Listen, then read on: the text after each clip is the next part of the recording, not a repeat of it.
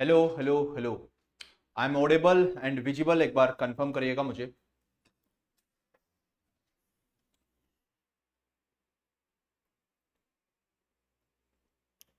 Last वाली classes आप लोगों ने रिवाइज कर ली होगी, जो भी लास्ट टाइम में हमने पढ़ा था। तो आपको मैं बता देता हूँ, थोड़ा सा रिकॉल करवा देता हूँ कि जब हमने लास्ट वाला सेशंस पढ़ा था, तो लास्ट वाले सेशंस के अंदर हमने governor general, governor of India और गवर्नर ऑफ बंगाल्स के बारे में अपन ने बात किया था। और उससे पहले आपने देखा था कि फ्रांस और इंग्लैंड के बीच में लड़ाई हो रही थी, तो उसके बारे में अपन ने डिस्कस किया था। आज जो हम बात करने वाले हैं, आज हम बात करने वाले हैं रिवोल्ट ऑफ 1857। ओके, जो रिवोल्ट हुआ था 1857 के अंदर, उसमें क्या हुआ था, क्या रीजंस थे आप लोगों के, ओके, किस कारण हुआ था। लेकिन एक बार मुझे कंफर्म कर दीजिएगा कि I am audible and visible, आप लोगों को मेरी आवाज आ रही है या नहीं आ रही है।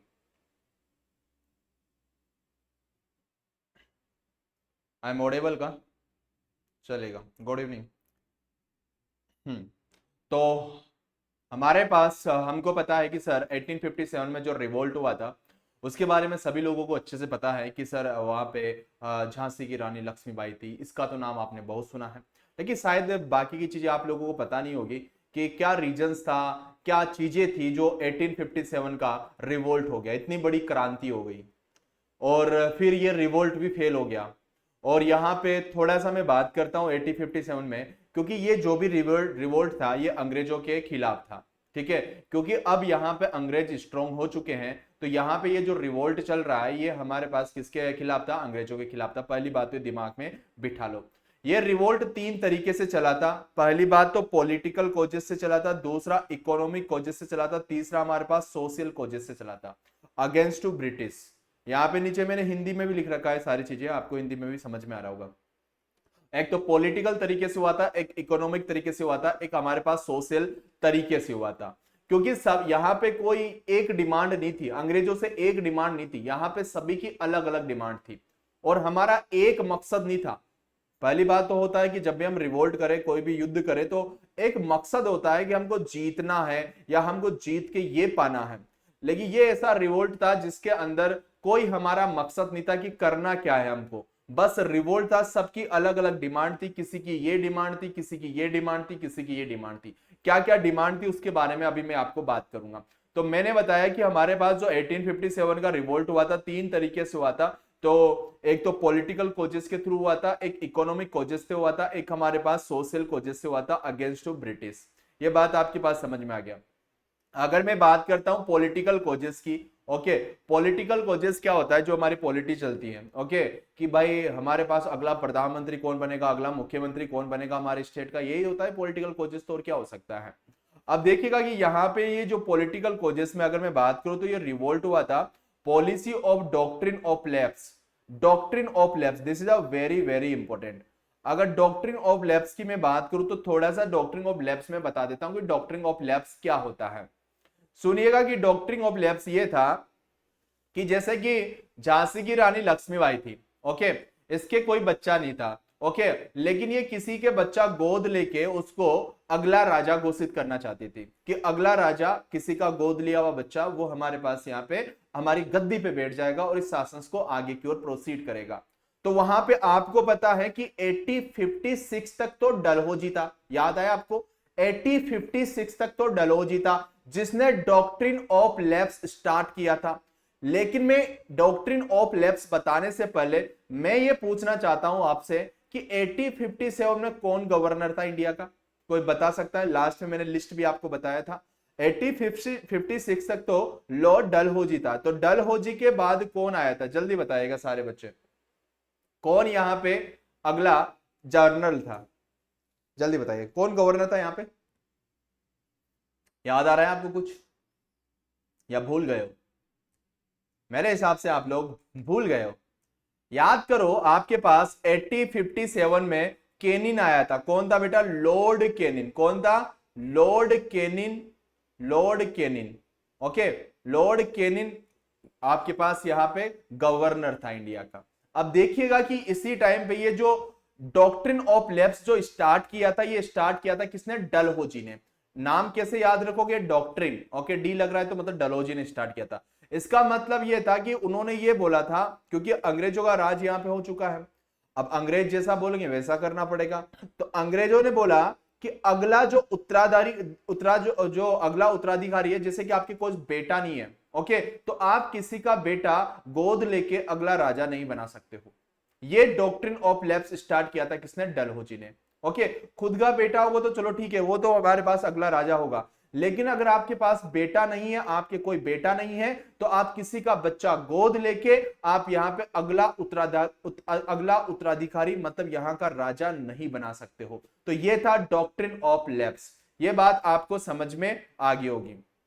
किसने स्टार्ट की थी? ये डलहौजी ने स्टार्ट की थी। तो मैंने बोला पॉलिटिकल कोजेस, मैंने बोला ना कि अगला मुख्यमंत्री कौन बनेगा, अगला प्रधानमंत्री कौन बनेगा, तो ये सारे कोजेस हमारे पास क्या आते हैं? Doctrine of lapse.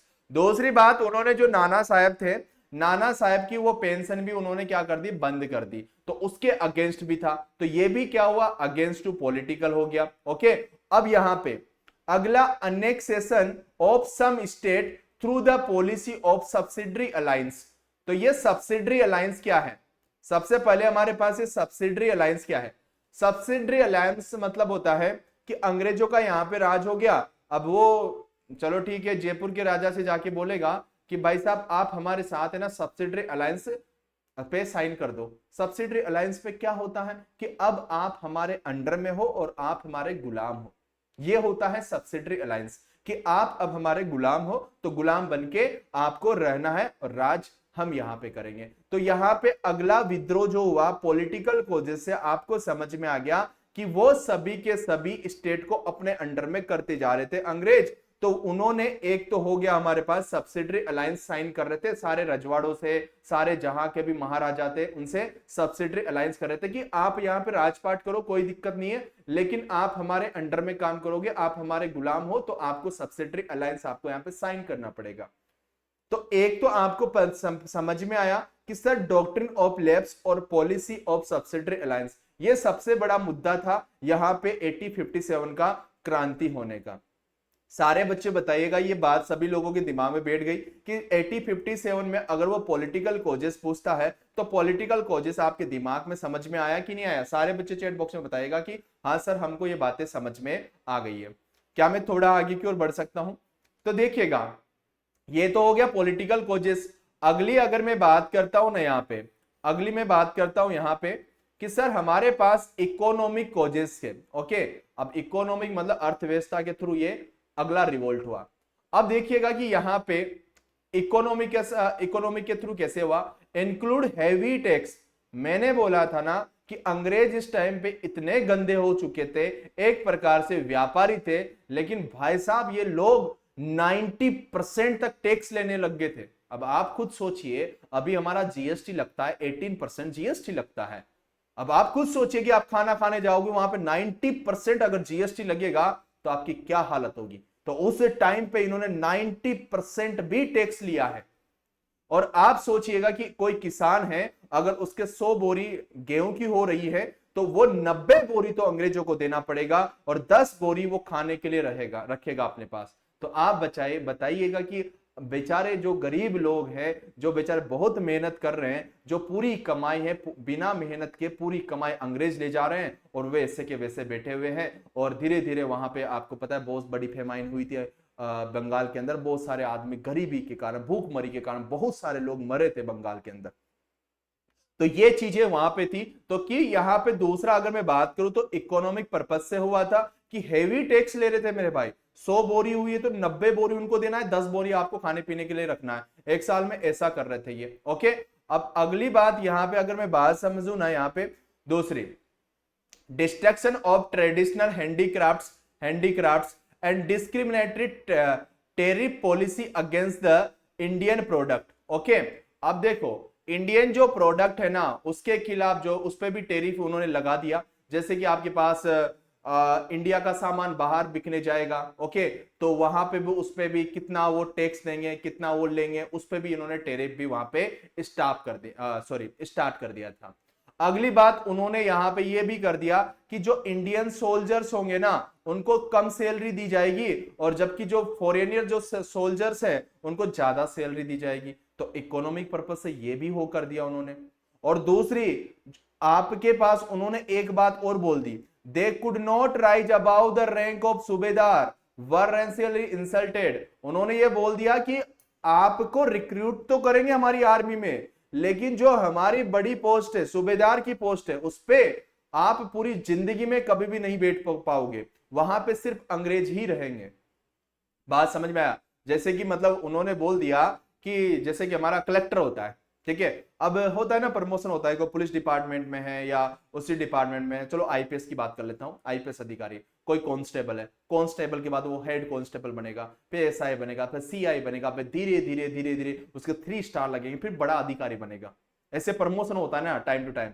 तो उन्होंने ये बोला कि आपको हम रिक्रूट तो करेंगे, लेकिन कभी आपको आईपीएस अधिकारी नहीं बनाएंगे, हम यहाँ पे सेना का कभी सूबेदार आपको नहीं बनाएंगे। वो जो सूबेदार रहेगा वो अंग्रेज ही रहेगा, भले वो एजुकेटेड हो या आपसे ज्यादा एजुकेटेड हो या आपसे कम एजुकेटेड हो, लेकिन वो आपसे ऊपर ही रहेगा, आप उनके ऊपर कभी नहीं आ सकते हो। तो दूसरा था इकोनॉमिक कोच के कारण यहां पे अगला रिवोल्ट हुआ।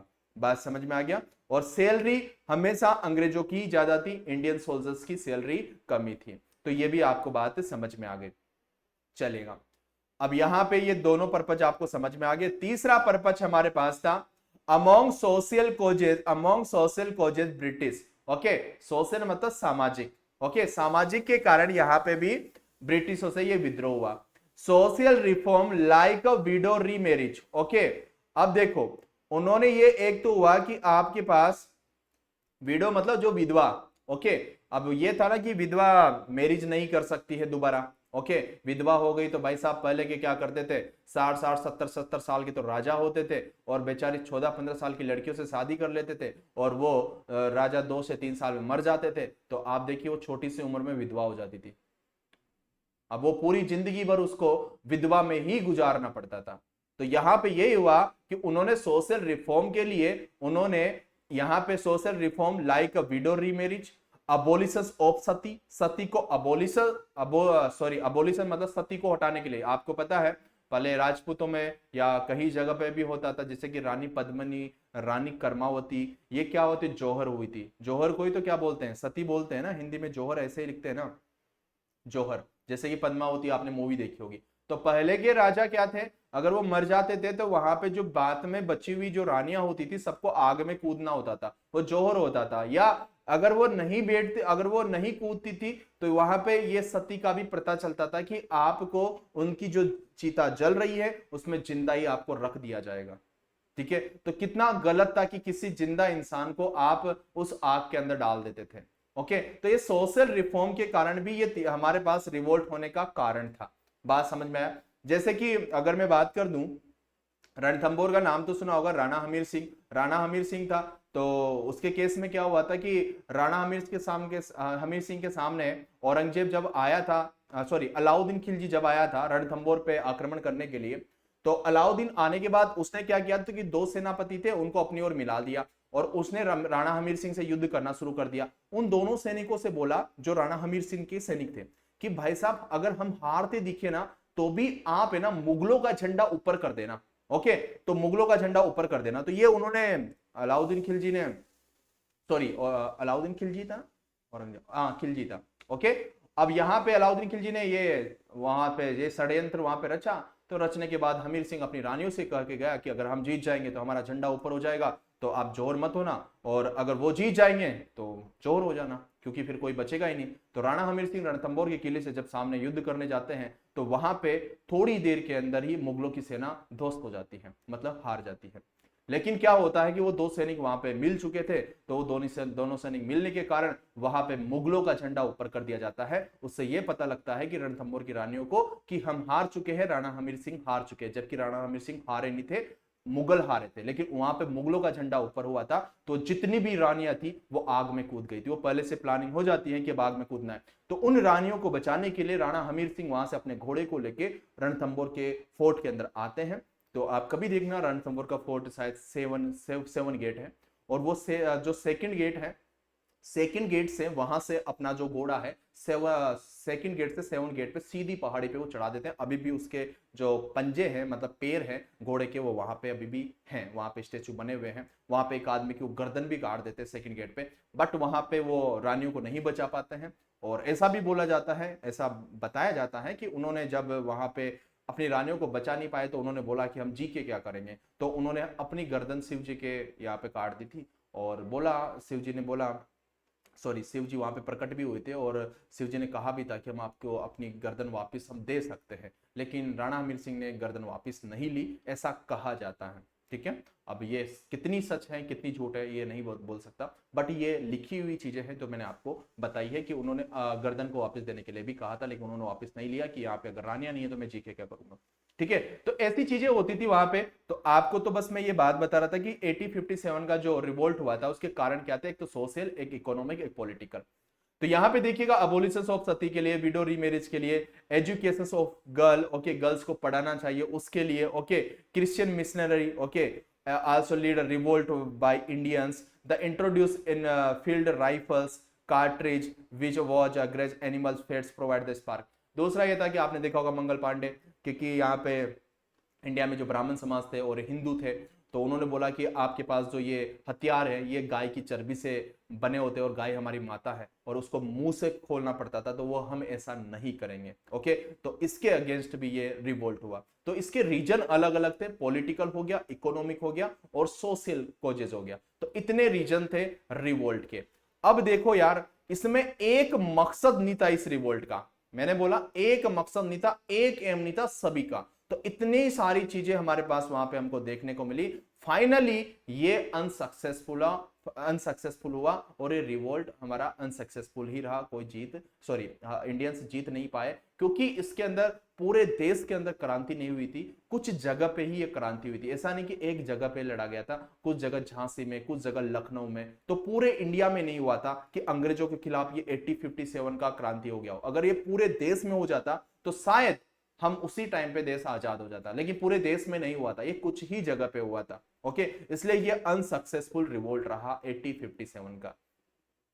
अब यहां पे 1857 का अगर मैं बात करूं तो इसको लीड कौन कौन कर रहा था, जो मेन मेन नाम है वो आपको याद रखने हैं। ओके, कि कहां कहां से कौन कौन लीड कर रहा था।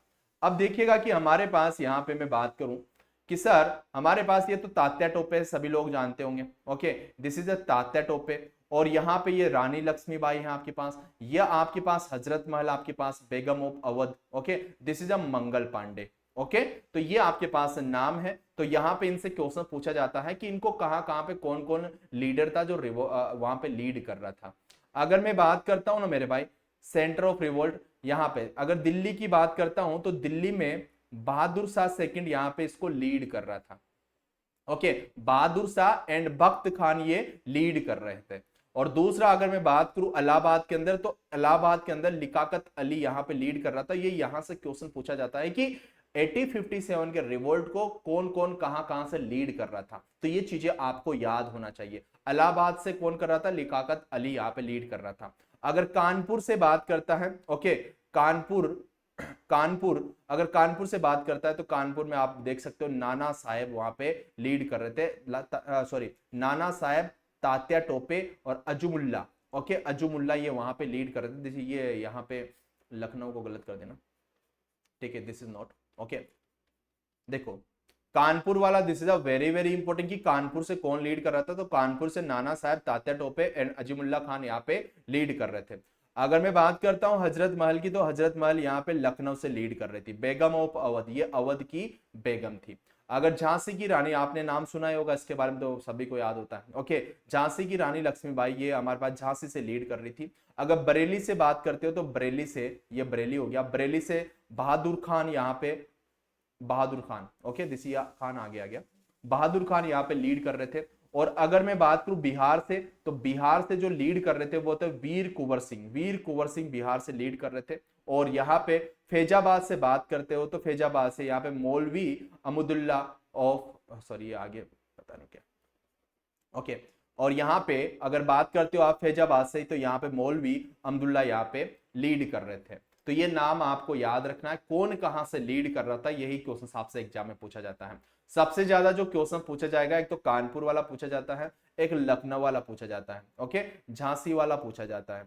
ये एक ये बरेली वाला पूछा जाता है। ये चार तो आपके बहुत ही ज्यादा इंपॉर्टेंट कि कानपुर से कौन कौन लीड कर रहे थे, लखनऊ से कौन यहाँ पे लीड कर रहा था, झांसी से कौन कर रहा था, बरेली से कौन कर रहा था। तो बाकी भी बार बार पढ़ोगे ऑटोमेटिकली आपको याद हो जाएगा। ओके, तो ये आपके पास this is a Tatya Tope, this is आपके पास हजरत महल, ओके, और this is Rani Lakshmibai, this is Mangal Pandey. Okay, ये इंपॉर्टेंट मैंने आपको बता दिया, और ये लीडर वहां पे लीड कर रहे थे। दूसरी बात, अब यहाँ पे 8057 हमारे पास खत्म होता है, इतना ही हमारे को जानना था। अगर हमारे पास यहाँ पे बात करते हैं हम सोशल रिलीजन रिफॉर्म मूवमेंट, हमारे पास यहाँ पे सोशल रिलीजन रिफॉर्म मूवमेंट यहाँ पे लाए गए। ओके, कि समाज सुधारक, सोशल रिफॉर्म का मतलब क्या था, समाज को सुधारना, समाज में कुछ चीजें लेके आई और उनका आइडिया था, कौन सी चीज किस हिसाब से लेके आ रहे थे, वो सारी चीजें मैं आपको यहाँ पे बता रहा हूं। देखिएगा कि यहाँ पे सबसे ज्यादा जो क्वेश्चन पूछा जाएगा ना आपका, ये भाई साहब आपको दिख रहे हैं ना, ये तीनों भाई साहब आपको दिख रहे हैं, तीनों। ओके, तीनों से क्वेश्चन पूछा जाता है। अगर मैं बात करूं ना यहाँ पे, दिस इज राजा राम मोहन राय। कौन, राजा राम मोहन राय। दिस इज आपके पास सभी लोग जानते हैं इनको, विवेकानंद। ओके, ये स्वामी दयानंद सरस्वती। ओके, दयानंद सरस्वती। ये यहां से सबसे ज्यादा सोशल रिफॉर्म में इन तीनों से ही क्वेश्चन आता है, याद रखना, तीनों से। तीनों ने कौन से समाज से थे, तीनों का क्या मकसद था, ये आपसे क्वेश्चन पूछा जाता है। तो ध्यान रखिएगा, बड़ा इंपॉर्टेंट टॉपिक है ये सोशल रिलीजन रिफॉर्म, तो अच्छे से याद रखना है। देखो, समझाने की कोशिश करता हूं मैं। ये समाज, ओके, सबसे पहले आया ब्रह्म समाज। कौन सा, ब्रह्मो समाज। और अगर मैं बात करूं तो इसके लीडर कौन थे, तो आप बोलोगे कि सर राजा राम मोहन राय। कौन थे, राजा राम मोहन राय, जो कि आपको यहां पे दिख रहे होंगे। ओके, अब यहां पे देखिएगा कि हमारे पास यहां पे इनका सबसे बड़ा प्रोपोगेंडा और सबसे बड़ा इनका था सती अबोलिशंस। भाई साहब, राजा राम मोहन राय ऐसे इंसान थे जिनके बारे में तो क्या बताया कि सती होती थी उस टाइम पे, तो ये क्या करते थे कि लोगों को समझाते थे कि सती गलत है, ये सही नहीं है। जहां पे आदमियों की चिता जलती रहती थी, वहां पे लेडीजों को जब सती में डाल दिया जाता, सती करने के लिए डाल दिया जाता था, तो ये वहां पे पहुंच जाते थे शमशान घाट में कि ये गलत है, इसे ऐसा नहीं करना चाहिए था। ये शमशान में जा जाके लोगों को समझाते थे। तो ये बहुत बड़े समाज सुधारक थे राजा राम मोहन राय, ये ध्यान रखिएगा। ओके, तो इनका सबसे बड़ा जो क्वेश्चन पूछा जाता है कि वो सती को रोकने का उन्होंने सबसे ज्यादा जो प्रोपोगेंडा इन्होंने चलाया था, वो इन्होंने ही चलाया था। बात समझ में आया।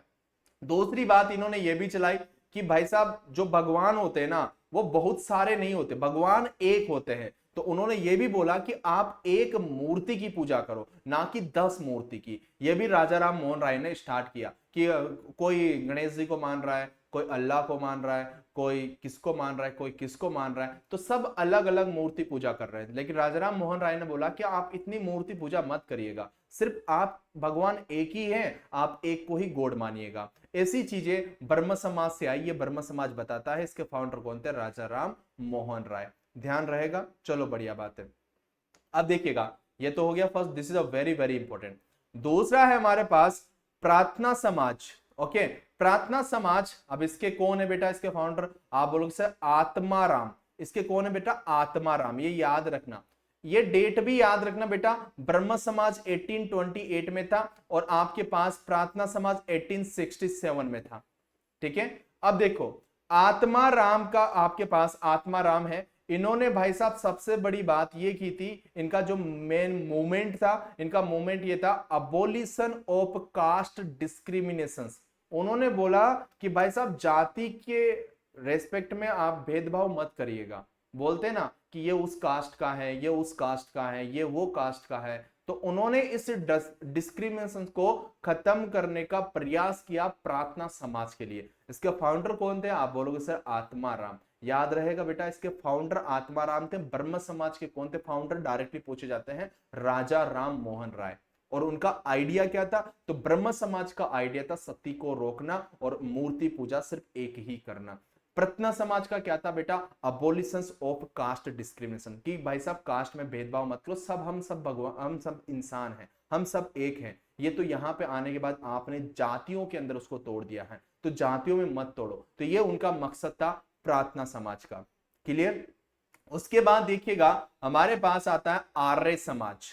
कौन आता है, आर्य समाज। आर्य समाज कब आया था, डेट याद रखना 1875। अब ये जो 1875 में आर्य समाज आया, तो ये भाई साहब यहाँ पे इसके फाउंडर कौन थे? दयानंद सरस्वती, जो कि आपको यहाँ पे दिख रहे होंगे। ओके, ये रहे दयानंद सरस्वती। उनका स्लोगन बहुत एग्जाम में पूछा जाता है, बहुत ही इंपॉर्टेंट है। उन्होंने एक स्लोगन दिया था कि slogan go back to Vedas dominus rights. उन्होंने बोला कि भाई साहब जो वेदों में जो चीजें लिखी हुई है ना उनको फॉलो करिएगा, वेद बहुत अच्छे। इन्होंने ये प्रोपोगेंडा चलाया, इन्होंने स्लोगन दिया कि वेदों को रीड करो, जैसे ऋग्वेद यजुर्वेद जो भी थे ना हमारे पास वेद, तो इन्होंने वेदों का प्रोपोगेंडा चलाया कि go back to Vedas, Vedas को फॉलो करो, जो वेदा की आइडियोलॉजी है उसे मानो, ऐसा आर्य समाज में बताया। और ये भाई साहब फाउंडर थे इसके स्वामी दयानंद सरस्वती। ओके, बात समझ में आ गया? चलेगा, अगली बात हमारे पास यहां पे करूंगा विवेकानंद, जो कि आपको दिख रहे होंगे Swami Vivekananda. Okay, Swami Vivekananda.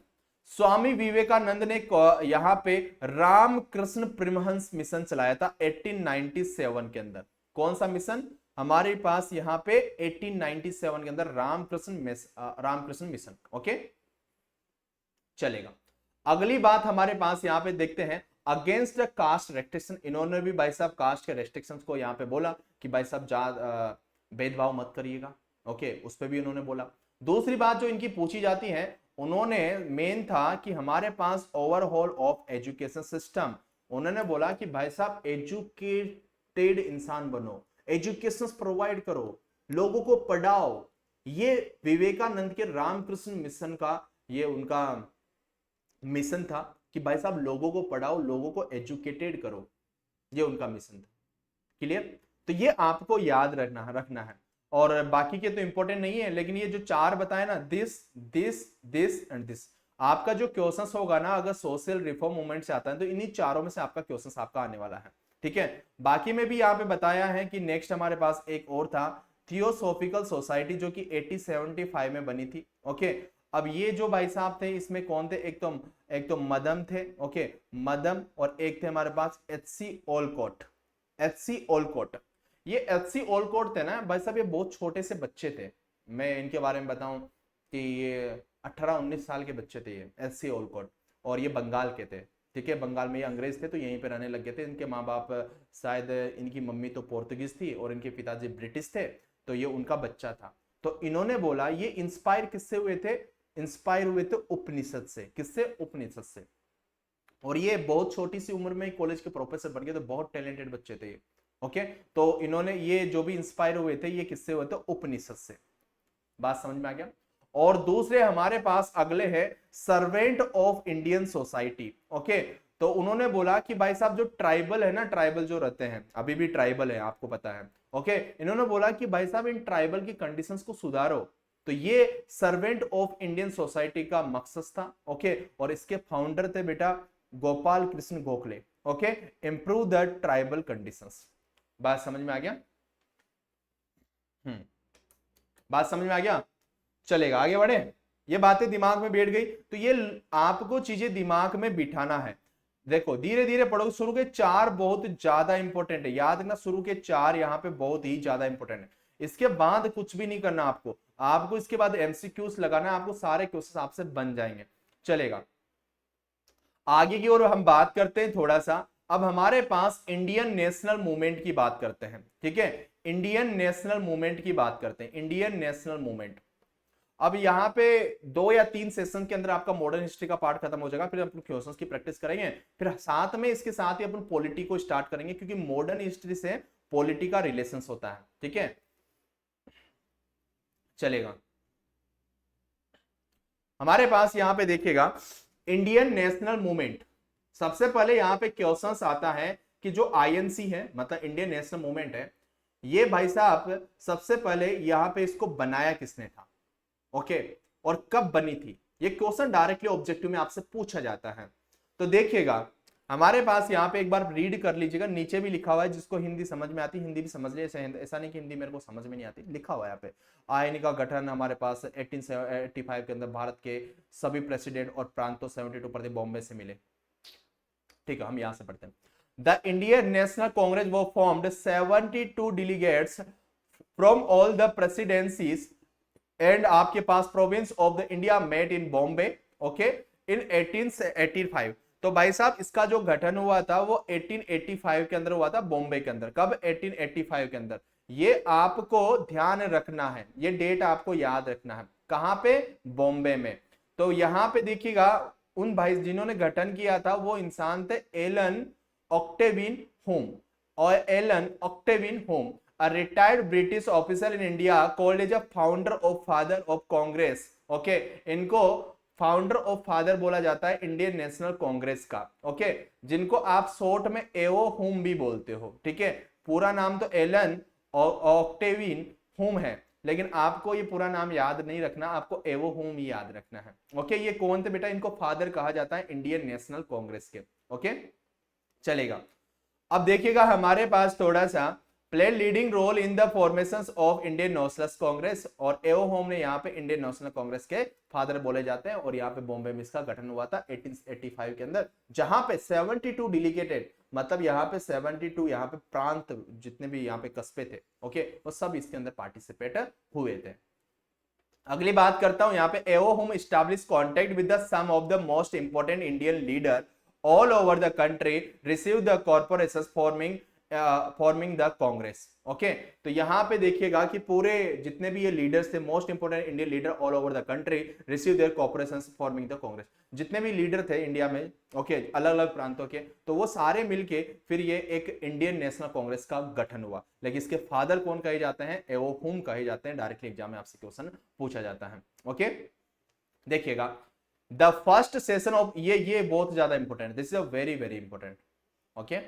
The first session of Indian National Congress was held on 8 दिसंबर 1885। ये भाई साहब 8 दिसंबर 1885, ये डेट याद रखना कि इंडियन नेशनल कांग्रेस का जो पहला सेशन हुआ था वो कब हुआ था, क्योंकि पहली चीज बहुत पूछी जाती है, ओके। तो पहला आपके पास पहला सेशन हुआ था 8 दिसंबर 1885 को। बात क्लियर? 8 तेजपोल संस्कृत पाठशाला बॉम्बे, कहां पे हुआ था? तेजपोल संस्कृत पाठशाला बॉम्बे के अंदर, under the presidency of W C. Banerjee के under, okay, under the presidency of W C. Banerjee. उस टाइम पे यहाँ पे प्रेसिडेंसी किसके हाथ में थी? डब्ल्यू.सी. बनर्जी के हाथ में थी। बात समझ में? दो डेट याद रखनी है, एक तो 18 दिसंबर 1885 के अंदर यहाँ पे बॉम्बे के अंदर आपके पास इंडियन नेशनल कांग्रेस का गठन हुआ था, जिसके फादर कहे जाते हैं एओ हुम कहे जाते हैं। दूसरी बात यहाँ पे आप बोलोगे सर हमारे पास जो पहला सेशन हुआ था वो हमारे पास 8 दिसंबर 1885 को हुआ था, ओके। कहां पे हुआ था? तेजपाल संस्कृत पाठशाला के अंदर हुआ था। कहां पे? बॉम्बे के अंदर, ओके। तो ये आपको ध्यान रखना है, क्लियर? चलेगा। हाँ बिल्कुल सही बोल रहे हो, संस्कृत कॉलेज की स्थापना भी एओ होम ने ही की थी, ओके, संस्कृत कॉलेज की, ये भी ध्यान रखिएगा। नेक्स्ट हमारे पास ये बातें हमने पढ़ ली, 1885 तक आ गए। अब देखो हम आने वाले हैं, हमारे जो अभी चल रहा है 2000 में तो नहीं आएंगे, 1950 के अंदर ही रहेंगे। तो हम 1885 में दिमाग में पिक्चर बिठाओ कि हम 1885 में चल रहे हैं। अब देखो भाई साहब यहाँ पे हमारे पास जो पार्टीशन ऑफ बंगाल जो बहुत बड़ा प्रोविंस है उसका यहाँ पे पार्टीशन हो गया, मतलब उसका विभाजन हो गया। कब हुआ था बेटा? 16 अक्टूबर 1905 को हुआ था। This is a very very important. और उस टाइम पे यहाँ पे गवर्नर कौन था मेरे भाई? तो लॉर्ड कर्जन था। आपको लिस्ट दी थी पूरी की पूरी, याद होना चाहिए आपको। कौन था गवर्नर? आप बोलोगे सर लॉर्ड कर्जन था। कब हुआ था? 16 अक्टूबर 1905 को हुआ था, ओके। अब यहां पे देखिएगा कि आपके पास एक तो ईस्ट बंगाल बन गया, एक जो पुराना बंगाल था वो पुराना ही रह गया, एक ईस्ट बंगाल हमारे पास यहाँ पे बन जाता है। तो कब हुआ था? यहाँ पे 1905 में क्वेश्चन ये पूछा जाएगा कि बंगाल का विभाजन कब हुआ था, बंगाल का पार्टीशन कब हुआ था। तो आपका आंसर होगा सर 1905 में हुआ था, 16 अक्टूबर 1905 में हुआ था। किसके अंडर में? सॉरी, उस टाइम पे कौन गवर्नर था? लॉर्ड कर्जन था सर, ओके। अब देखिएगा इस टाइम पे एक हमारे पास दो क्वेश्चंस बन गए, और यहाँ पे बोल दोगे कि सर एक तो ईस्ट बंगाल बन गया, एक हमारे पास पुराना बंगाल बन गया। डेट याद रखना, date is very very important. अब देखिएगा हम 1905 में आ गए। अब 1905 में आने के बाद यहाँ पे देखिएगा स्वदेशी मूवमेंट भी चला था। अगला जो, this is a very very important, ये सारी चीजें आपको याद रखना है। अब यहां पे 1905 में लॉर्ड कर्जन गवर्नर है इंडिया का, और उसी टाइम पे स्वदेशी मूवमेंट भी इंडिया में चला। कौन सा मूवमेंट? स्वदेशी मूवमेंट, जिसको हिंदी में भी यही बोलते हैं, इंग्लिश में भी यही बोलते हैं। दिमाग में बिठा लिया? चलो देखें, स्वदेशी मूवमेंट का कारण क्या था, रीजंस क्या थे स्वदेशी मूवमेंट का? ये था कि भाई साहब इंडिया के अंदर क्या था ना, मैं बताऊं आपको। पता है अगर बंगाल साइड में जाओगे आप, तो वहां पे इंडिगो की खेती बहुत ज्यादा होती है। अब इन्होंने क्या किया था, अंग्रेज लोगों ने, यहाँ पे जितने भी लोग यहाँ पे फैक्ट्रियां थी वो सब कुछ इन लोगों ने बंद करवा दी थी। इंडियंस की फैक्ट्रियां बंद करा दी थी, और अंग्रेज लाके बाहर से यहाँ पे सामान इंडिया में बेचते थे, और यहाँ से जो भी इंडिगो की खेती होती थी इंडिगो को वहां पे ले जाते थे, और वो भी सस्ते पैसे में, बहुत कम पैसा देके उसको सस्ते में खरीद के और ले जाते थे। बेचारे क्या करेगा किसान। और इंडिगो सबसे ज्यादा वो बोलते थे कि इंडिगो उगाओ, इंडिगो उगाओ, इंडिगो उगाओ। तो इंडिगो की खेती बहुत ही ज्यादा वो करवाते थे। और जब इंडिगो की ज्यादा, उनसे बोलते इंडिगो की सबसे ज्यादा खेती करनी है, क्योंकि उससे अंग्रेजों को ज्यादा प्रॉफिट हो रहा था। अब ये क्या करते थे, किसानों से सस्ते में खरीद लेते थे, और उसको विदेशी जो इंग्लैंड में ले जाते थे, और वहां पे कंपनी में बनू के कपड़ा लत्ता जो भी उनको बनाना होता था वो बना के इंडिया में वो चीजें बेची जाती थी, और अच्छे अमाउंट में बेची जाती थी। तो यहां पे देखो, इंडिया की फैक्ट्रियां आप लोगों ने बंद कर दी, और सामान आप सस्ते से कर रहे हो। तो इंडिया में एक मूवमेंट स्टार्ट हुआ, स्वदेशी मूवमेंट, कि अब हम बाहर की कोई भी चीज नहीं खरीदेंगे, हम यहीं पे चीजें बनाएंगे। तभी तो आपने देखा था ना, गांधी जी चरखा चलाओ और अपने कपड़े खुद बनाओ, चरखा चलाओ आंदोलन भी चला था, याद है ना आपको, खादी। तो यहां पे उसी टाइम पे हम इंडिया की चीजें ही यूज करेंगे, बाहर से एक भी चीज हम नहीं लेंगे। ये था स्वदेशी मूवमेंट का अर्थ। बात समझ में आ गया? अब देखिएगा कि ये मूवमेंट, आपको पता है सर, ये अंग्रेजों के खिलाफ ही चल रहा है। ओके, सबसे ज्यादा मूवमेंट जो हो रहा था बंगाल में ही हो रहा था। अब देखिएगा सर, हमारे पास हम बात करते हैं कि this movement had is origin in anti partition movement of Bengal. Okay, Bengal में ये मूवमेंट स्टार्ट हुआ, और यहां पे लाल पाल बाल, ये तीनों याद रखना। इनका कोई फुल फॉर्म बता सकता है? लाल पाल बाल, ये तो बचपन में 8 क्लास में भी पढ़ा देते हैं आपको। लाला लाजपत राय, बाल गंगाधर तिलक, और बाल का पाल का कौन है बेटा? लाल बाल पाल कौन है, याद है किसी को? विपिन चंद्र पाल। देखिएगा, हमारे पास वहां पे स्वदेशी मूवमेंट में हमारे पास लाल पाल बाल, जिनको शॉर्ट में यही बोला जाता है, लाला लाजपत राय, बाल गंगाधर तिलक और Bipin Chandra Pal and Aurobindo Ghosh play important role. Swadeshi movement में जो सबसे इंपॉर्टेंट रोल था वो किसका था? लाला लाजपत राय, बाल गंगाधर तिलक, विपिन चंद्र पाल और अरबिंदो घोष। ये याद रखना है। लाल पाल बाल तो भाई साहब वो खतरनाक चीज थे, अभी आपको समझ में आएगा थोड़ी देर बाद, ठीक है। स्वदेशी मूवमेंट भाई साहब में सबसे इंपॉर्टेंट रोल किसका था, ये आपसे एग्जाम में पूछा जाएगा डायरेक्टली। तो आपको समझ में आ गया सर, इन चारों का था, लाल पाल बाल का और अरबिंदो घोष का था। अब देखिएगा सर, यहां पे बोल रखा मैंने, Indian National Congress took the Swadeshi call first at the Banaras session. तो स्वदेशी मूवमेंट का जो फर्स्ट सेशन हुआ था वो कहां पे हुआ था? बनारस में हुआ था। तो ये भी आपको याद रखना है कि भाई साहब स्वदेशी मूवमेंट का जो पहला सेशन हुआ था वो कहां पे हुआ था? वो बनारस में हुआ था सर। कब हुआ था सर? 1905 में ही हुआ था। 1905 में गवर्नर कौन था? लॉर्ड कर्जन था सर। हमारे पास presidency over the G K Gokhale के अंडर में ये हुआ था। Not made in India, okay, from material that have also been produce in India is called as a Swadeshi. मतलब ये था, इसका मतलब ये है कि इंडिया की जो भी चीजें हैं वही हम यूज करेंगे, बाहर की चीजों को जलाएंगे और उसका बहिष्कार करेंगे, सिर्फ स्वदेशी चीजें ही हम अपनाएंगे। बात समझ में आ गया? ऐसा क्यों कर रहे हैं? क्योंकि इन लोगों ने इंडिया के जो भी थोड़े बहुत बिजनेसमैन थे बेचारों ने शहरों में जाके, कलकत्ता जैसे अच्छी अच्छी सिटियों में जाके अपना व्यापार चला रहे थे, फैक्ट्रियां बना रखी थी, लेकिन उन लोगों ने फैक्ट्रियां बंद करा दी। उन्होंने बोला कि नहीं, आपकी फैक्ट्री नहीं, हमारी फैक्ट्री यहाँ पे चलेगी। तो उनकी फैक्ट्रियां चलाई, बाहर से कपड़ा, यहां से इंडिगो को सस्ते में खरीद रहे हो, यहाँ पे महंगे में वो चीजें दे रहे हो और यहां से सस्ते में ले जा रहे हो। तो कितना लॉस था, कितना, मतलब आप समझ सकते हो अंग्रेजों ने बहुत गलत किया था इंडियंस लोगों के साथ उस टाइम के, माने तो हम बता भी नहीं सकते। और सबसे ज्यादा जो बुरा हुआ था वो बंगाल के साथ हुआ था, और आज भी देख सकते हो बंगाल में और बिहार में सबसे ज्यादा गरीबी देखने को मिलती है। रीजंस यही है क्योंकि इन अंग्रेजों ने जो लूटा था वहीं पे लूटा था, क्योंकि पहले बिहार नहीं था, बिहार जो आया वो बंगाल से ही आया है। तो ये हालत हो गई थी भैया, जहां पे चाणक्य जैसे, ओके, जहां पे अशोक सम्राट जैसे, जहां पे चंद्रगुप्त मौर्य जैसे इंसान पैदा हुए, और वहां पे अगर आज की हम दुर्दशा देखते हैं कि सबसे ज्यादा गरीबी हमको देखने को मिलती है, वो वहीं पे देखने को मिलती है इन लोगों के कारण। समझ रहे हो? अब देखिएगा सर, हमारे पास यहां पे आगे की ओर थोड़ा सा बात करते हैं। सर देखो, हमारे पास 1906, ये this is a very very important, Muslim league 1906 के अंदर मुस्लिम लीग स्टार्ट हुआ। अब भाई साहब देखो, जो हमारे पास ये लॉर्ड कर्जन था ना मेरे भाई, इसका रिटायरमेंट हो चुका था 1905 में। 1905 के बाद न्यू गवर्नर आने वाला है।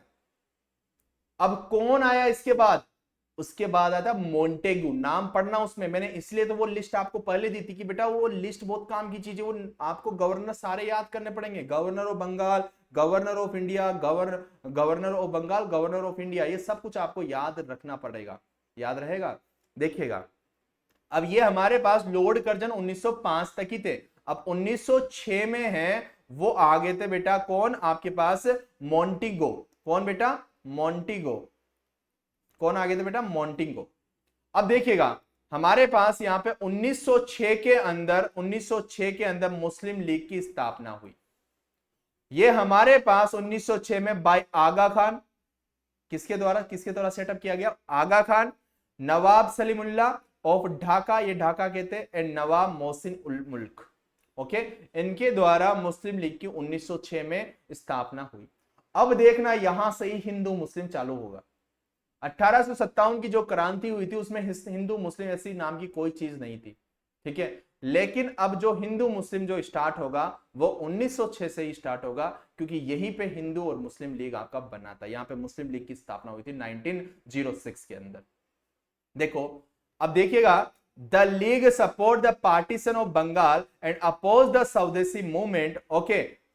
ये यहां पे देखो, ये क्या करते? Support the partition of Bengal, जो बंगाल का विभाजन हो रहा था उसको सपोर्ट कर रहे थे, एंड हमारे पास oppose the swadeshi movement, swadeshi movement का भी अपोज कर रहे थे। Demand special safeguard to its community, okay, इनकी डिमांड थी कि हम हमारी कम्युनिटी को बचाना चाहते हैं और हमारे लिए एक अलग लीग दे दीजिएगा, मुस्लिम लीग। हमारा जो भी अगर कोई लीडर होगा तो वो हमारी पोस्ट से शुरू होगा। हमारे लिए होता है ना कि हमारी कौम अलग है, तो वो अपनी कौम ही मांग रहे थे कि हमारे में से ही जो भी चुनना है वो हमारे में से ही वोट होंगे, उसमें पूरा इंडिया सब कुछ वोट नहीं करेंगे। अगर कोई भी चीज बनाना है तो मुस्लिम लीग का ही इंसान खड़ा होगा और मुस्लिमों में से ही वोट होगा। ऐसा उनकी डिमांड थी उस टाइम पे। अब देखिएगा, उन्होंने बोला कि यहाँ पे demand specially safeguard to its community, हम वो अपनी कम्युनिटी को बचाना चाहते थे, okay, and separate electrode for Muslim. उन्होंने सेपरेट इलेक्ट्रोड की डिमांड की कि हमारे पास जो भी, जैसे अभी संसद वगैरह है, यहाँ पे बैठते हैं ना संसद, जैसे मैं थोड़ा सा इसको अलग तरीके से समझाने की कोशिश करता हूँ। जैसे कि संसद है, अब संसद में आपको बताया सारे बैठते हैं आपके एमएलए वगैरह, ओके, सारे के सारे सांसद वगैरह वहां पे बैठते हैं, और बैठने के बाद वहां पे जो भी उनकी क्रियाएं चलती है वो सारी चीजें करते हैं। लेकिन मुस्लिमों ने बोला कि अगर वहां पे चलो मान लो 100 आदमी बैठते हैं, ऐसे मान लीजिए 100 आदमी बैठते हैं, अब उन 100 आदमी में से ये फिक्स है कि 40 आदमी हमारे बैठेंगे, ओके, 60 जो भी आपको बिठाने हैं वो बिठाइएगा, लेकिन 40 हमारी डिमांड है, 40 हमारे ही होंगे। ये उनकी डिमांड थी और ये डिमांड आप फुलफिल कीजिएगा, ओके। अब देखिएगा, हमारे पास यहां पे यही बात मैं आपको समझाने की कोशिश कर रहा हूं कि भाई साहब ये बोल रहे कि हमको सेपरेट इलेक्ट्रोड चाहिए, हमारा प्रतिनिधित्व जिसको आप प्रतिनिधित्व बोलते हो, हमारा निर्वाचन हम ही चुने, हमारे जो मुस्लिम कौम का जो इंसान है उसके लिए कोई अलग से वोट ना करे, कोई हिंदू वोट ना करे, सिर्फ मुस्लिम ही करे, ओके। तो इतने आदमी हमारे होना ही चाहिए संसद में, ये उनकी डिमांड थी। तो इन्होंने सेपरेट इलेक्ट्रोड स्टार्ट किया। सेपरेट इलेक्ट्रोड मतलब हमारा निर्वाचन हम खुद करेंगे, इसकी डिमांड उन्होंने की। अब देखिएगा, this lead to communal difference between Hindus and Muslim. तो यहीं से जो शुरू हुआ था हिंदू और मुस्लिम के बीच का जो तनाव जो पैदा हुआ था वो यहीं से हुआ था कि ये हिंदू ये मुस्लिम, ये हिंदू ये मुस्लिम, ये यहीं से शुरू हुआ था। ठीक है, जो डिफरेंस आना शुरू हुआ था वो यहीं से शुरू हुआ था, पहले नहीं था। पहले सब कुछ 1857 की क्रांति सबने बढ़िया तरीके से लड़ी थी, सबने एक साथ लड़ी थी। लेकिन यहां से ये जो सेपरेट इलेक्ट्रोड किसकी डिमांड की, सेपरेट इलेक्ट्रोड की, हमारा निर्वाचन हम खुद करेंगे, हमारी कौम में से वो वोट होगा, हमारे इतने कैंडिडेट वहां पे होना चाहिए। अब यहीं से ये युद्ध होता होता आपको पता है 1947 तक चलेगा। और आपको भी पता है कि बहुत मार काट होगी आने वाले टाइम पे, बताऊंगा मैं। अभी के लिए सिर्फ इतना याद रखो कि सेपरेट इलेक्ट्रोड की जो डिमांड की थी वो हमारे पास 1906 के अंदर हुई थी, और मुस्लिम लीग की जो स्थापना हुई थी 1906 के अंदर हुई थी। ओके, और इसका सेटअप किसने किया था, ये नाम ऐसे पूछता तो नहीं है, फिर भी आप याद रख सकते हो। Aga Khan, Nawab Salimullah, okay, of Dhaka, okay, Nawab Mohsin ul Mulk. पूछता तो नहीं है, फिर भी आप याद रख सकते हो। हमारे पास देखो, अगला जो हमारे पास डिमांड है मुस्लिम लीग की हो गई। अगला जो हमारे पास, सॉरी, यहां पे ये लॉर्ड मिंटो है, लॉर्ड मिंटो, ये मोंटेगू नहीं है, मोंटेगू तो 1919 में आएगा। लॉर्ड मिंटो, ये this is Lord Minto. Lord Minto थे इस टाइम पे, लॉर्ड मिंटो, ध्यान रखना, ये नाम याद रखना, लॉर्ड मिंटो। इस टाइम पे ये गवर्नर थे इंडिया के। ओके, तो इसको लॉर्ड मिंटो रिफॉर्म भी बोलेंगे आने वाले टाइम पे। अब देखिएगा, ये रहा यहाँ पे, इसको मैं यहाँ पे बता दीजिए, देखो, मॉर्ली मिंटो रिफॉर्म, जैसे लॉर्ड मिंटो, वहां पे इसका नाम क्यों बोला गया, मैंने बोला 1905 के अंदर कर्जन खत्म, सॉरी कर्जन चला गया था, कर्जन हमारा यहाँ तक ही गवर्नर था। लेकिन 1906 से हमारे पास कौन आ गया था, लॉर्ड मिंटो। कौन आ गया था, लॉर्ड मिंटो नया गवर्नर इंडिया का आ चुका था। ओके, तो यहाँ पे इसीलिए 1909 का ये डेट बहुत इंपॉर्टेंट है, याद रखना। ओके, इसको मॉर्ली मिंटो रिफॉर्म बोला गया। ओके, अब देखिएगा यहाँ पे जो डिमांड थी मुस्लिमों की सेपरेट इलेक्ट्रोड की, उसके बारे में यहाँ पे बात किया गया, और यहाँ पे सेपरेट सॉरी यहाँ पे उनको सेपरेट इलेक्ट्रोड की डिमांड को फुलफिल करने की बातें यहाँ पे की गई। तो यहाँ पे पूछा जाता है कि भाई साहब जो कॉम्युनल जो इलेक्ट्रोड थे, ओके, कौन जिसे सेपरेट इलेक्ट्रोड बोला, ओके, उसके फादर कौन थे, तो आप बोलोगे sir Lord Minto, Lord Minto. तो sir the reform sorry evisect a separate electrode for Muslim beside the other constitutions. Major Lord Minto came to be known as the father of the communal electrode. Lord Minto को father बोला जाता है communal electrode का, हिंदू और मुस्लिम का। Okay, जहां पे इसी के टाइम पे चीजें हुई है, इसी टाइम पे मुस्लिम लीग बनाए 1906 में, और 1906 में भी लॉर्ड मिंटो ही है, 1909 में भी लॉर्ड मिंटो ही है। तो यहाँ पे इसको लॉर्ड मिंटो रिफॉर्म बोला गया है। ठीक है, और इसको फादर बोला जाता है, क्वेश्चन बहुत पूछा जाता है, this is very very important कि भाई साहब कॉम्युनल इलेक्ट्रोड के फादर कौन है, तो आपका आंसर होना चाहिए सर लॉर्ड मिंटो, याद रखिएगा। ओके, अब देखिएगा आगे हम बात करते हैं demand for Swaraj. Okay, Swaraj, अब यहां पे देखो स्वराज में हमारे पास हम क्या मांगना चाहते हैं उनसे। ओके, हमारा स्वराज क्या है, डोमिनेंट स्टेटस हम मांगना चाहते हैं। ये मांगना चाहते हैं अंग्रेजों से कि हमको हमारे देश में ना आप पूरा रूल हमको मत दीजिएगा, हमारी सिर्फ इतनी डिमांड है कि हमको थोड़ा बहुत है ना यहाँ पे राज करने दीजिएगा, हमारी जनता की बातें हमको सुनने दीजिएगा, आप मत राज करिएगा। ओके, आपको जो भी संभालना है, पैसे का जो भी मामला देखना है वो आप खुद संभालिएगा, लेकिन हमारे यहाँ पे जो भी हमको देश चलाना है, ओके, तो हमको ही आगे रखिए यहाँ पे, और हमको ही इसको देखने सॉरी इसको हमको देखने दीजिएगा। जैसे बाहर से पैसा है, बाहर का जो भी व्यापार है, वो सब कुछ आप लोग देखिएगा, लेकिन हमारी जनता के बीच जाके और हमको सॉरी हमको यहाँ पे सॉरी, हाँ सॉरी, दिमाग से एक बात ही निकल गया। ओके, 2 मिनट रखिएगा। देखिएगा उनका हमारे पास ये सेशन हुआ कि हमारे पास स्वराज का उनका डिमांड हुआ। ओके, यहाँ पे थोड़े दिनों बाद यहाँ पे सिविल डिसोबीडियंस भी आएगा। ओके, उनका था कि भाई साहब हमारी जो जनता है उस पर राज हमको ही करने दीजिएगा। ओके, उनकी क्या डिमांड है उनको हमको देखने दीजिएगा, पैसा वगैरह जो भी चीजें देखनी है वो आप लोग देखिएगा, बाहर का व्यापार जो भी देखना है वो आप लोग देखिएगा, लेकिन हमारी जनता की बातें हमको सुनने दीजिएगा, जैसे कि अभी एमएलए होता है। तो ये इतनी बातें मांग रहे थे कि जैसे एमएलए होता है ना, एमएलए क्या करता है, जनता में जाके अपनी बात सुनता है, जहां पे भी जिस भी संभाग से एमएलए होता है, तो यही बात वो यहाँ पे कर रहे हैं। अब देखिएगा यहाँ पे देखिएगा demand of Swaraj, following session demand of Swaraj arise यहां पे देखिएगा कलकत्ता में सेशन हुआ और सूरत में ये सेशन हुआ। ओके, कलकत्ता के अंदर 1906 के अंदर हुआ और सूरत के अंदर 1907 के अंदर हुआ। अब देखिएगा कि यहां पे जो ये डेट बहुत इंपॉर्टेंट है। ओके, और यहां पे the Indian National Congress under the leadership of दादा भाई नेरोजी, इसके उस टाइम पे लीडर कौन थे? दादा भाई नेरोजी, कलकत्ता सेशन के। ओके, इंडियन नेशनल कांग्रेस के। Adopt Swaraj, Swaraj self government की, मैंने बोला ना अभी, इनकी सेल्फ गवर्नमेंट की डिमांड थी कि हम ही यहाँ पे राज करेंगे, बाहर का जो भी व्यापार करना है, बाहर जो भी आपको करना है वो करो, क्योंकि अंग्रेज तो जगह हर जगह पे, ब्रिटिश तो हर जगह पे राज कर रहे थे। तो बाहर जो भी करना है, व्यापार देखना, पैसा जो भी देखना, सब कुछ आप देखो।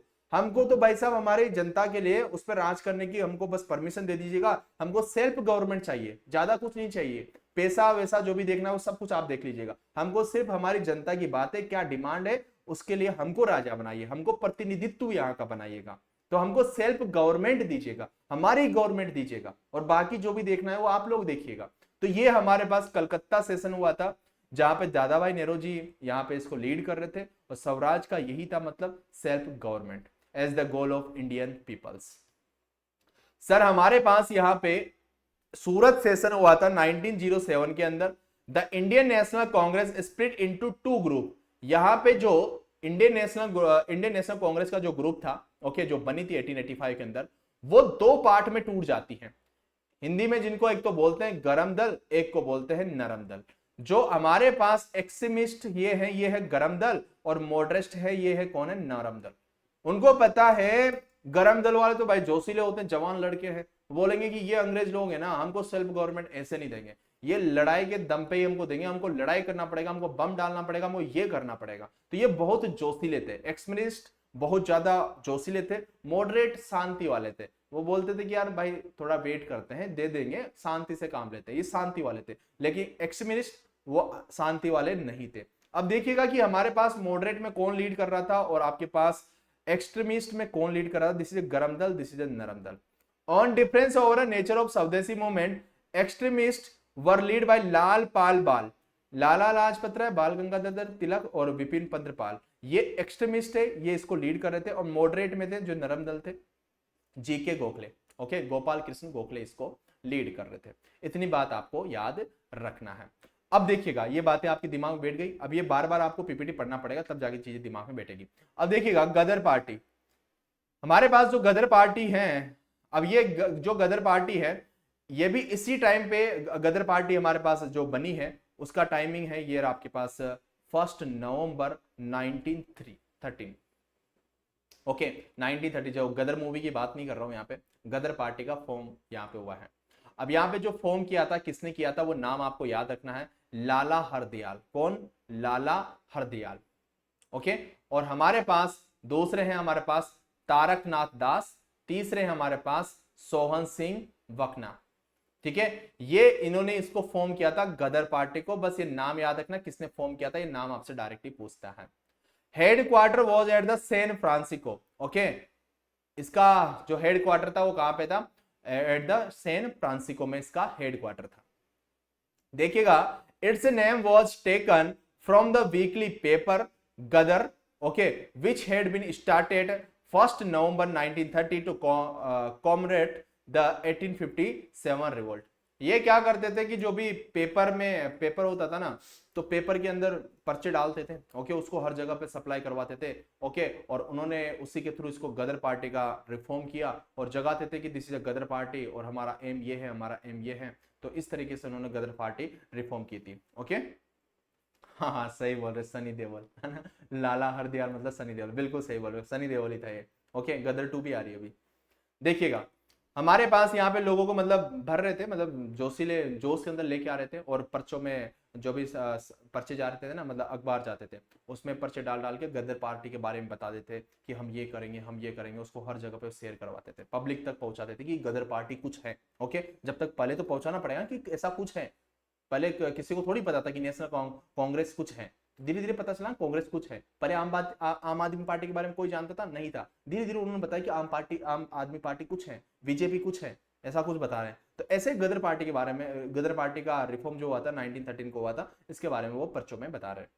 अब देखिएगा ये हमारे पास home rule movement, home rule movement, home rule movement वापिस वही है कि ये जो स्टार्ट किया था, ये किया था बाल गंगाधर तिलक ने। कब किया था? 1916 के अंदर। कहां पे? पूना में। ओके, इसके साथ अकेले बाल गंगाधर तिलक की नहीं थे, इनके साथ एक और थी जो अंग्रेजी लेडी थी, एनी बिसेंट। ये भी इंडियन का ही हेल्प करती थी, एनी बिसेंट, बहुत अच्छी थी, इसके बारे में आगे मैं बताऊंगा। ओके, आपके पास एक तो बीजी बाल गंगाधर तिलक 1916 के अंदर कहां पे हुआ था? स्टार्ट हुआ था पूना में हुआ था। एंड एनी बिसेंट भी इसमें साथ थे, एक अय्यर भी साथ में थी। ओके, ये आपके पास अडियार में था और नियर मद्रास के आसपास है। तो 1916 के अंदर हमारे पास होम रूल लीग की स्थापना हुई थी। वापिस वही है, इसका भी होम रूल का भी क्या है फंडा, क्या है? हमको भाई साहब सेल्फ गवर्नमेंट चाहिए। सेल्फ गवर्नमेंट का यहाँ पे अपना फंडा लेके आते हैं और उसको आगे बताते हैं कि हमको होम रूल चाहिए, इंडियन गवर्नमेंट, हमको सेल्फ गवर्नमेंट चाहिए। तो इसका जैसे स्वदेशी मूवमेंट, सॉरी, जैसे कि आपने अभी स्वराज की डिमांड की थी, तो सेम आपके पास जो स्वराज का डिमांड है वही आपका होम रूल लीग का डिमांड है। अब देखिएगा कि हमारे पास यहाँ पे हम बात करते हैं ना सर कि it objective was to establish self government. Okay, objective was establish self government for the India in the British Empire. तो यहाँ पे इनका डिमांड था कि हमको होम रूल लीग दीजिएगा और हम इसको नेतृत्व करेंगे और हमको सेल्फ गवर्नमेंट दीजिएगा। ओके, तो अगली बात यहाँ पे, Tilak support the movement and join Annie Besant. इस मूवमेंट को सपोर्ट कौन कर रहे थे? बाल गंगाधर तिलक, उन्होंने स्टार्ट किया था। और उनके साथ में कौन थी? एनी बिसेंट भी साथ में थी। ही रेज स्लोगन। अब यहाँ पे बाल गंगाधर तिलक ने यहाँ पे होम रूल लीग के अंदर एक स्लोगन दिया था, Swaraj is my birth right and I shall have it. स्वराज्य मेरा जन्म सिद्ध अधिकार है, मैं इसे लेकर रहूंगा। ऐसा बाल गंगाधर तिलक ने ये यहां पे एक स्लोगन दिया था, ये याद रखना है। Swaraj is my birth right and I shall have it. स्वराज्य मेरा जन्म सिद्ध अधिकार है, इसे मैं लेकर रहूंगा। तो यहां तक आज हमने पढ़ाया। ओके, इतना आपको पीपीटी बार बार पढ़ना है, ऑटोमेटिकली चीजें आपको याद हो जाएगी। और अगला जो सेशंस होगा, 2 सेशंस और लगेंगे मेरे को मॉडर्न हिस्ट्री को कंप्लीट कराने में, और एक सेशन में अपन क्वेश्चंस देखेंगे पूरे के पूरे। तो आपको क्वेश्चंस के थ्रू आपको कॉन्फिडेंस आएगा, तो इनको बार बार रिवाइज करते रहिएगा। यही, इसके अलावा आपसे कोई एक्स्ट्रा चीजें नहीं पूछता है, बस क्वेश्चंस आपको करना है। बस आपको चीजें आइडिया पता होना चाहिए कि हमारे पास ये क्या है, ये क्या है, तो फिर आप क्वेश्चंस बना लोगे। क्योंकि हमको उतना नहीं पढ़ना ना मेरे भाई, यूपीएससी लेवल का नहीं पढ़ना हमको, ठीक है? हम नॉन टेक के थोड़ी है, हम टेक्निकल वाले बच्चे हैं। अगर हम टेक्निकल वाले बच्चे हैं तो हमको कितना पढ़ना है, इतना ही हमको पढ़ना है। इससे ज्यादा कुछ, जितने भी एसएससी के एग्जाम होते हैं ना, सब में इतना ही पढ़ना होता है, ठीक है? जितने भी एसएससी के हो गए, आरआरबी के हो गए, ओके, कोई से भी एग्जाम्स होते हैं, सब में इतना ही पढ़ना होता है, इतना ही हमको पढ़ना है, ठीक है? चलेगा, thank you, take care, love you and goodbye and thank you.